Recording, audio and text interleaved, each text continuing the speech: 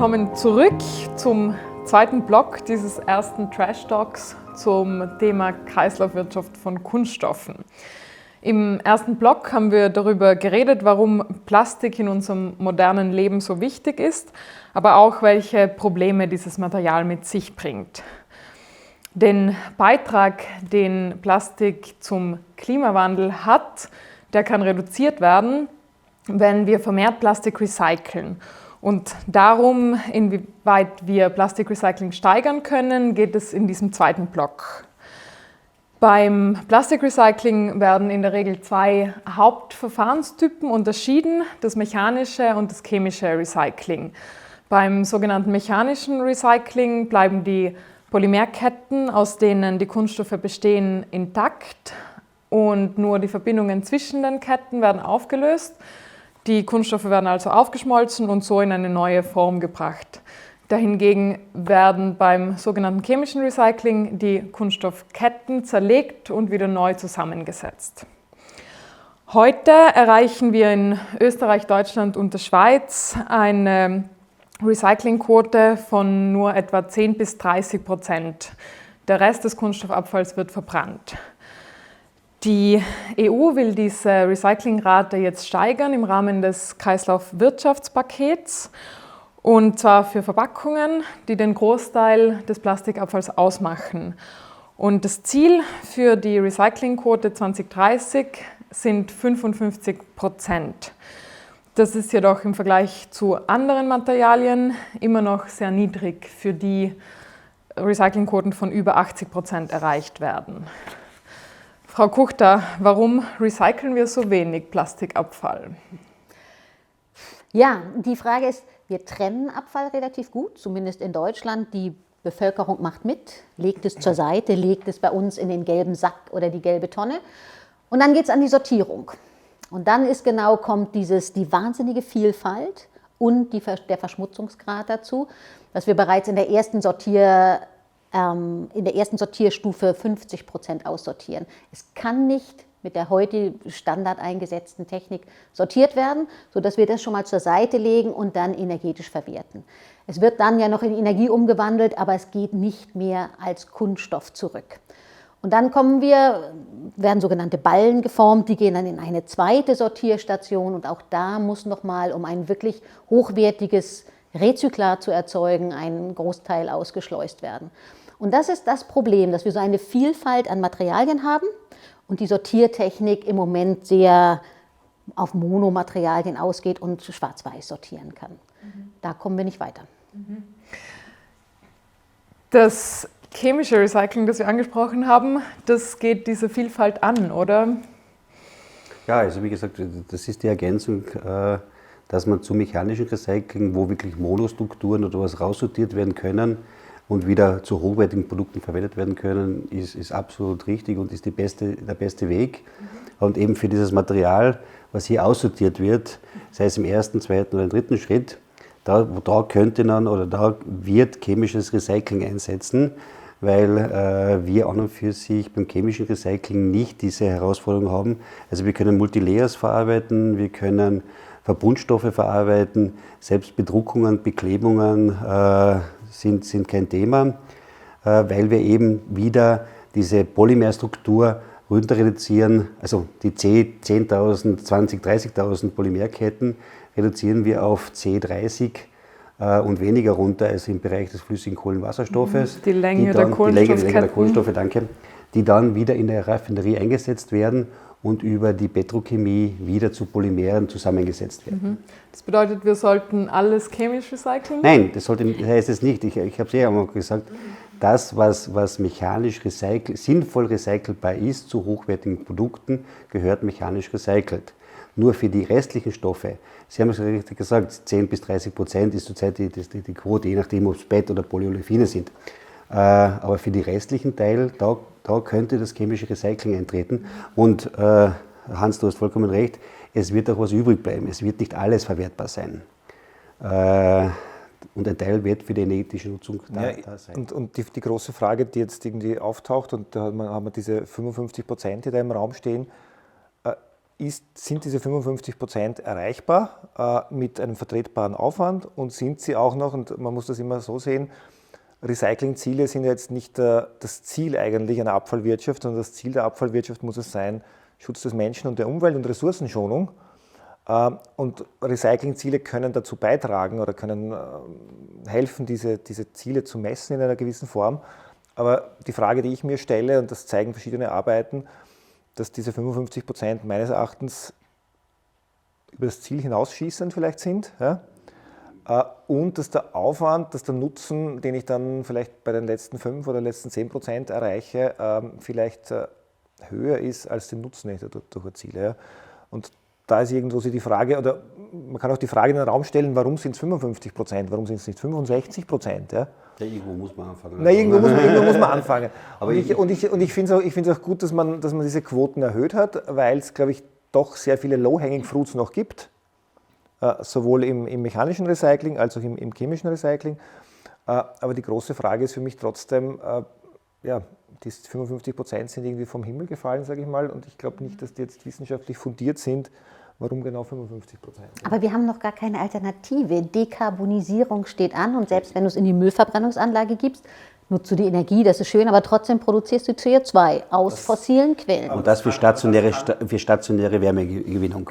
Nicht einmal für Mobilität, sondern für Kraft-Wärme-Kopf. Aber ich kann natürlich diese CO2-Emissionen kann ich natürlich auffangen. Die Technologie dazu gibt es auch. Ja? Genau, aber es wäre ja sinnvoller, sie vorher rauszunehmen und nicht erst in CO2 umzuwandeln und dann diesen wahnsinnig aufwendigen Schritt zu machen. Ja, schon, aber ich muss mir das einfach ich muss mir den Aufwand und dann mache ich den gesamten Energieaufwand von der Sammlung. Auch die Sammlung ist ja weitaus aufwendiger. Wenn ich das separat sammle, ist das weitaus aufwendiger, wie wenn ich es gemischt sammle. Und teilweise habe ich das Gefühl, aktuell, ich sage es jetzt einfach so salopp, wir verarschen den Konsumenten ein bisschen, weil er sammelt 75% der Kunststoffe, wie du gesagt hast, und im Endeffekt suggerieren wir dem Konsumenten ja, sammel es getrennt, weil da wird es recycelt. Aber aktuell landen dann eben nur 20-30% dann wirklich im Recyclingprodukt. Ja. Aber mit dem chemischen Recycling kann man diesen doch ergänzen und da sehe ich die 55% schon erreichbar. Darüber hinaus ist dann die Frage, wie weit geht es? Also erreichbar, also von der Frage Erreichbarkeit, also glaube ich auch, dass es erreichbar ist. Ich jetzt eher so gestellt, sind die 55% noch sinnvoll, ist der Aufwand, den ich dafür treibe, steht der noch für den Nutzen, den ich dadurch erziele? Ich glaube, es ist wichtig bei dieser Diskussion, die Problemlage klar zu definieren. Was ist denn eigentlich das Problem an den Kunststoffen? Was ist das Problem in Bezug auf die Abfallwirtschaft? Und da bin ich sehr froh, Hans, dass du die auch im österreichischen Abfallwirtschaftsgesetz, auch in Deutschland, in der EU, überall, sogar die Schweiz war sogar die erste, die das reingenommen hat. Das Ziel der Abfallwirtschaft ist tatsächlich der Schutz des Menschen und der Umwelt und Schonung der Ressourcen. Und der dritte Punkt ist diese Langfristigkeit. Das heißt, schon im Jahre 1989, als das erste Mal das formuliert wurde, hat man die Nachhaltigkeit eigentlich reingenommen, obwohl es damals die Nachhaltigkeit als Begriff noch nicht so in der Öffentlichkeit gab. Also das sind die Ziele und jetzt muss man sich doch überlegen, inwiefern verletzen Kunststoffe diese Ziele. Also Schonung der Ressourcen. Okay, wir haben heute schon festgestellt, 5% des Erdöls, das da herum transportiert wird, geht letztlich in die Kunststoffe. Also wenn wir über Ressourcen sprechen, sprechen wir über diese 5%. Also wenn man jetzt in Deutschland ein Autofahrverbot über 120 Stundenkilometer hätte auf den Autobahnen, hätte man diese 5% längst drin. Also wenn es einem wirklich um die Ressourcenfrage geht, in Bezug auf Kunststoffe, dann ist das wirklich eine Marginalie. Das Zweite ist diese Dissipation, die wir schon erwähnt haben, oder die problematischen Inhaltsstoffe. Die sind heute in wesentlich kleinerem Ausmaß drin in den Kunststoffen als früher, aber in den langlebigen, das heißt in den Gebäuden, nicht vielleicht mehr in diesem, aber in den früheren Gebäuden, die heute ja noch abgebrochen werden, die uns noch lange begleiten werden, haben wir noch sehr große Kunststoffmengen und Schadstoffmengen. Da gibt es noch jede Menge Cadmium, da gibt es Nonylphenolpolyetoxylate, da gibt es jede Menge Chemie drin, die auch mal gut war früher, aber die wir heute kennen und deshalb nicht mehr haben wollen. Und da ist schon also einerseits Ressourcenschonung Marginalie und zweitens Schadstoffe, ja, jede Menge. Und da müssen wir einen Weg finden. Und ob der jetzt bei 55% ist, das entzieht sich jetzt meiner Kenntnis. Ich finde, das müsste man mit seriösen Methoden, müsste man diese Problemdefinition genau angehen und dann eine Recyclingquote quasi festlegen, nicht für Kunststoffe insgesamt. Aber jetzt nicht vermischen, also diese 55% beziehen sich auf Verpackung. Was du jetzt ansprichst, sind jetzt die Kunststoffe generell, das ist die Totalmenge. Also das ist jetzt, ja. Aber es ist ja egal. Mir geht es darum, dass wenn man diese Quoten definiert, und da muss man genau wissen, was eigentlich das Problem ist und inwiefern das Problem ist. Noch eine Bemerkung zur Verbrennung halt noch.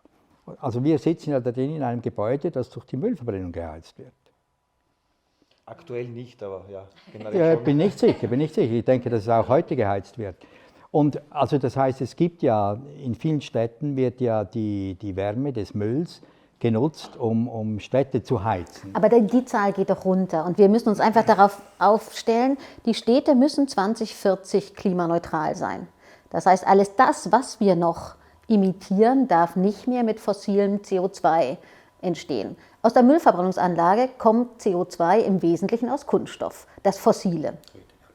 Also, aber diese Kunststoffe kann man ja auch aus biologischen Ursprungs wenn produzieren. klar, Bio-C dafür nutzt, dann wäre das eine Möglichkeit, den Kunststoff weiter zu nutzen. Aber im Moment ist es ja noch nicht so weit. Um die zukünftigen Kunststoffe und auch um Alternativen zum Recycling wird es auch im dritten Block nochmal gehen.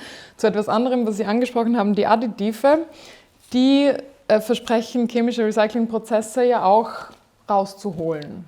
Ja, also die Weichmacher und so weiter werden durch das thermische Cracker mitgekriegt. PVC wird eigentlich also organische Verunreinigungen werden meistens in anorganische übergeführt durch das Cracken im Prozess und damit können sie aus dem System gezogen werden. Also auch Fillers, Füllstoffe, Additive und so weiter fallen dann bewusst in einen inorganischen Anteil an, der aus dem Prozess, ca. 5-10% aus dem Prozess ausgeschleust wird. Also das ist ein weiterer Vorteil des chemischen Recyclings. Könnte hier als Filterfunktion dienen. Vielleicht können Sie, Frau Koch, dann auch mal den Vorteil des mechanischen Recyclings gegenüber chemischem Recycling sagen. Ich glaube, das hatten wir schon hinlänglich diskutiert. Wenn wir den Stoff haben und ihn dann mit minimalem Energieaufwand wieder in den Stoff zurückführen können, das heißt, wir waschen das Material, wir schreddern es und dann wird es wieder aufgeschmolzen bei Temperaturen, die eben deutlich niedriger sind, auch als in den thermischen Prozessen, dann ist das die ideale Lösung. Das ist so, wie ich nehme das Möbel und mache da wieder ein Möbel draus oder ich nehme die Holzkiste und mache wieder eine Holzkiste draus. Das ist so Bottomline. Und deshalb bin ich auch ganz froh, dass wir schon noch eine Trennung in den Haushalten generieren können. Weil wenn wir die Stoffe erst vor der Müllverbrennungsanlage, was wir ja auch machen, jetzt rausziehen für ein chemisches Recycling, dann haben wir sie deutlich verschmutzter. Und dann ist auch dieses mechanische Recyceln erschwert, je mehr da dran backt und je mehr das vermischt ist. Aber du musst sie ohnehin waschen. Also ich meine, den Waschprozess hast du dann ohnehin. Also was ich schon gerne einwerfen würde, ist einfach der Preis, den wir aktuell schon zahlen für Kunststoffrecycling. Also wir haben das für Österreich mal sich angesehen. In etwa liegt der für die Tonne, die dann wirklich an Recyclinggranulat erzeugt wird, sind die Kosten, die der Konsument zu tragen hat, über 1.200 Euro pro Tonne. Ja. Für den Aufwand im Haushalt? Von der Sammlung bis zum fertigen Endprodukt. Also mehr oder weniger, du zahlst ja für die Lizenzierung oder für die Verpackungslizenzierung und die Gesamtkosten, die du dann wirklich abwälzt, wenn es darum geht, auf das Recyclinggranulat, dann kommst du auf Kosten von 1.200 Euro. Und ich glaube, es gibt kaum einen anderen Werkstoff, wo wir einen so hohen Aufwand treiben, finanziell jetzt, um den wieder in den Kreis zu führen. Und das hängt auch damit zusammen, das hat auch den Vorteil von Kunststoff, ist, dass es sehr leicht ist. Wenn ich ihn natürlich separat sammle, ich bin nicht gegen die Separatsammlung, möchte ich da auch festhalten, aber ich möchte diese Preisfrage auch ein bisschen vielleicht irgendwie reinbringen und zu sagen, okay, das sind einfach sehr hohe Kosten, die wir einfach in Kauf nehmen, ohne das in Frage zu stellen, ist das in Relation zu dem Nutzen. Wir haben vorher gesagt, der Gesamtkuchen sind 5%.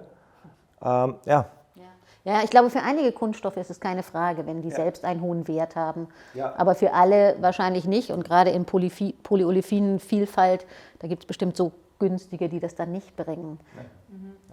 Jetzt, der Tenor, höre ich raus, ist auf jeden Fall, wenn, dann zuerst mechanisches Recycling und dann Kaskadenmäßig, chemisches Recycling. Ja. Jetzt geht es ja nicht nur darum, was wir herstellen können als Rezyklat, sondern die Umweltvorteile in Bezug auf Klimawandel zum Beispiel entstehen ja in dem Moment, in dem ich Primärmaterial, Primärkunststoffe ersetze durch Kunststoffrezyklat.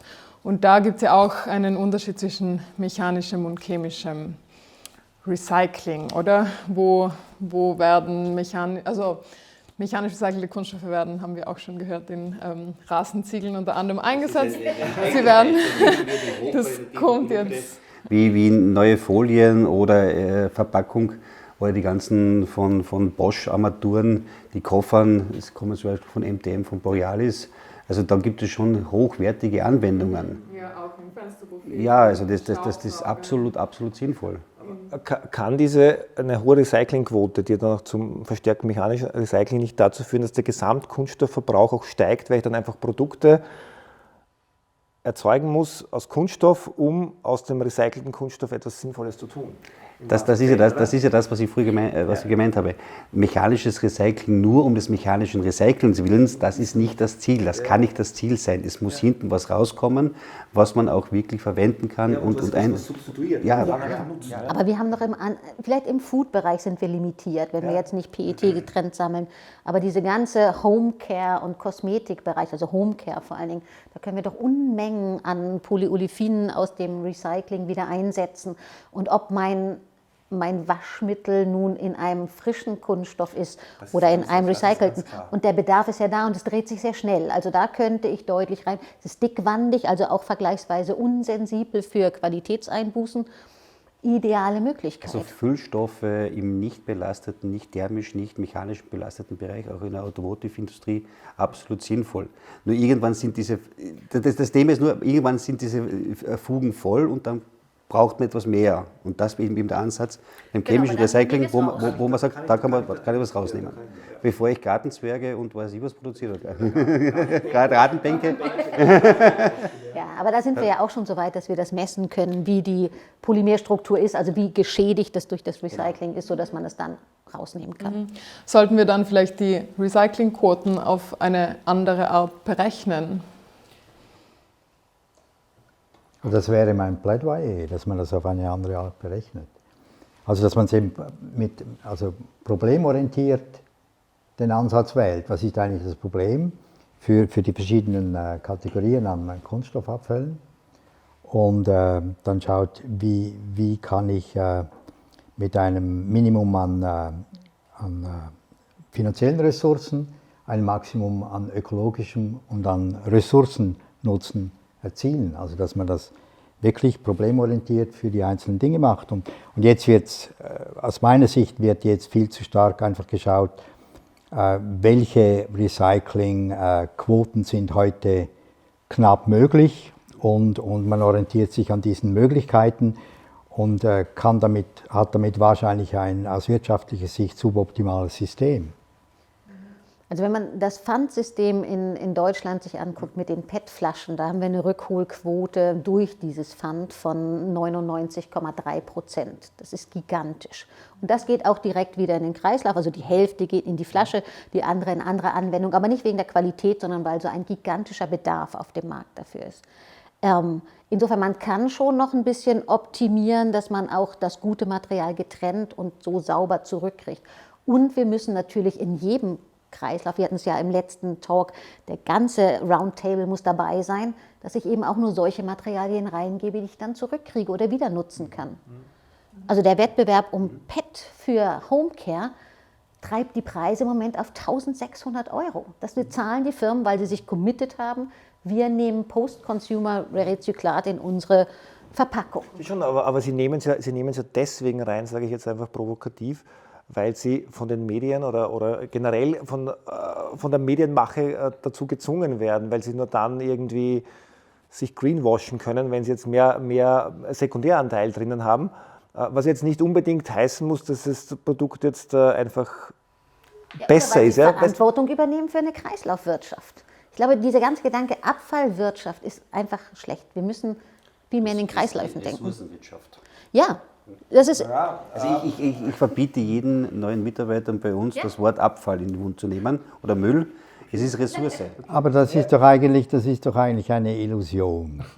Also ich verstehe, dass du das machst und das finde ich auch ganz nett, aber es ist doch eine Illusion. Also es gibt eben keine vollständige Kreislaufwirtschaft, das gibt es nicht.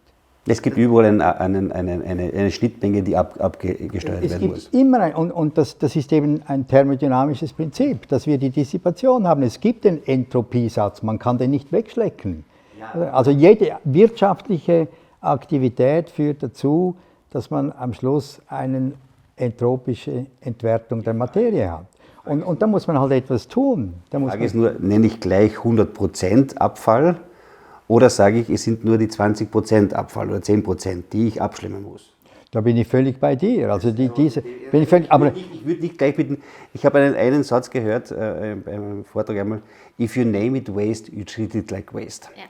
Und das ist Abfall, da will ich mich entledigen. Die Abfallabsicht ist ganz klar definiert. Ich will mich dessen entledigen, möglichst schnell weg. Aber ist doch auch gut für den Konsumenten.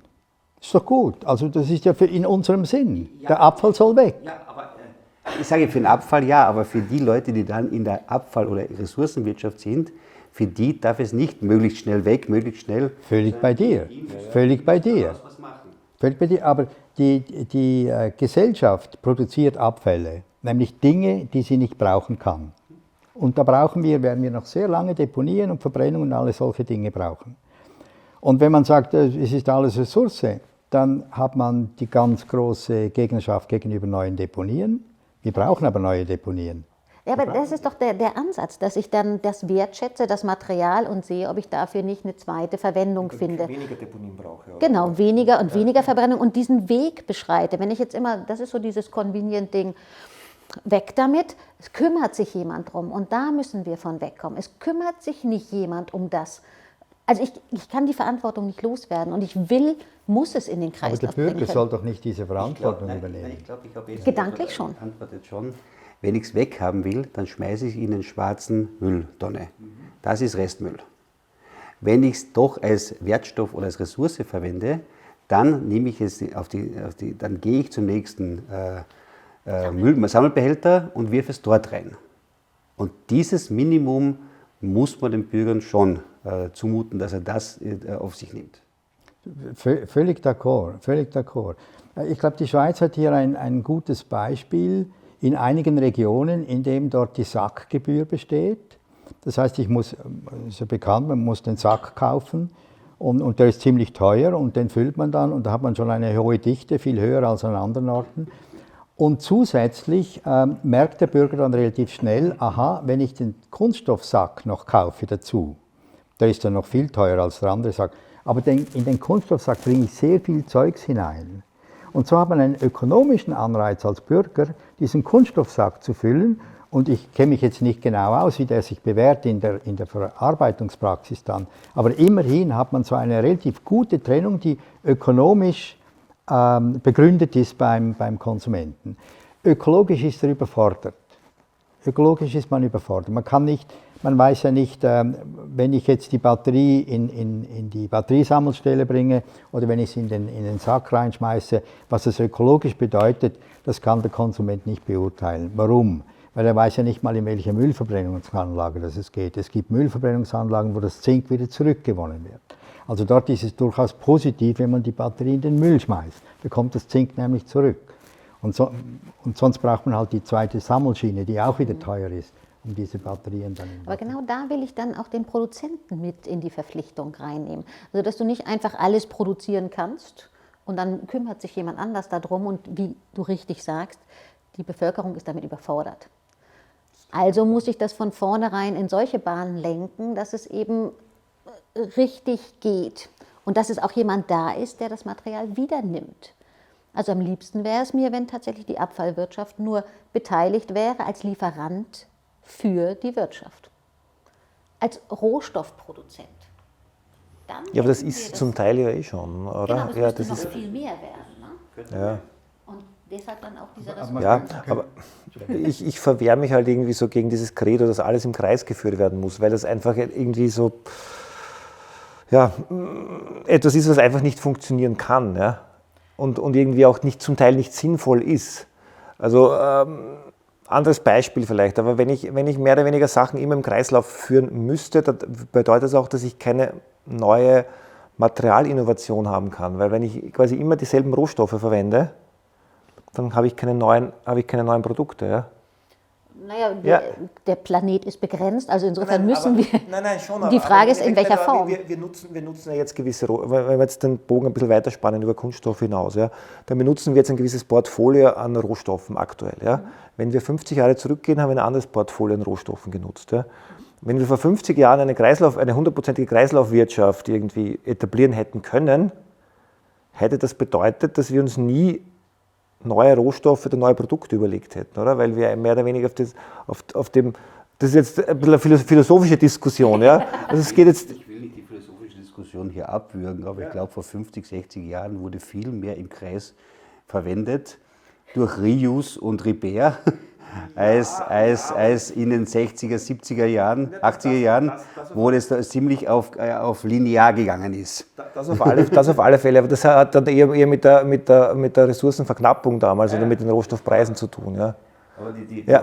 alten Sachen mit Reuse und Repair, das waren ganz, ganz tolle Dinge, die da waren. Aber, Mit Kunststoff. aber also, Und es geht ja auch nicht um 100%, sondern um die 55%. Und da sind Sie recht positiv, habe ich rausgehört, dass wir die erreichen. Und, also mit mechanischem Recycling alleine glaube ich es nicht. Da bin ich anders. Aber in der Kombination mit chemischem Recycling, natürlich müssen die Anlagen erst gebaut werden und errichtet werden. Das ist ja nicht die große Herausforderung. Und bitte bedenken Sie, so eine Anlage entsteht nicht innerhalb von ein paar Monaten. Also die typische Durchlaufzeit von einer Anlage sind 5 Jahre. Es sind 3 Jahre Planung, 2 Jahre Construction oder 1,5 Jahre Construction und dann Inbetriebnahme. Also sowas braucht schon seine Zeit. Ja, und deswegen wird es auch schon knapp. Also wenn man jetzt sagt, 2030 müssen wir bei 55% sein, was eine Verdoppelung eigentlich heißt zu den aktuellen Quoten. Und wir haben mit Kunststoffrecycling begonnen vor 20 Jahren. Ja, oder wie ist der 30 Plan Jahren, der ja. OMV? Der Plan der OMV ist, dass wir nächstes Jahr eine Demoanlage in Betrieb nehmen mit ca. 16.000 Tonnen Kunststoffeinsatz pro Jahr. Und die Planungen für die kommerzielle Anlage geht in Richtung Inbetriebnahme 26, 27, wo dann im Bereich von 100.000 bis 200.000 Tonnen hier verarbeitet werden soll. Dann schauen wir positiv in die Zukunft und im dritten Block wird es dann auch darum gehen, wie wir diese Prozesse noch verbessern können und auch, was wir mit dem nicht recycelbaren Kunststoff machen können. Dann bedanke ich mich nochmals und wir sehen uns gleich wieder.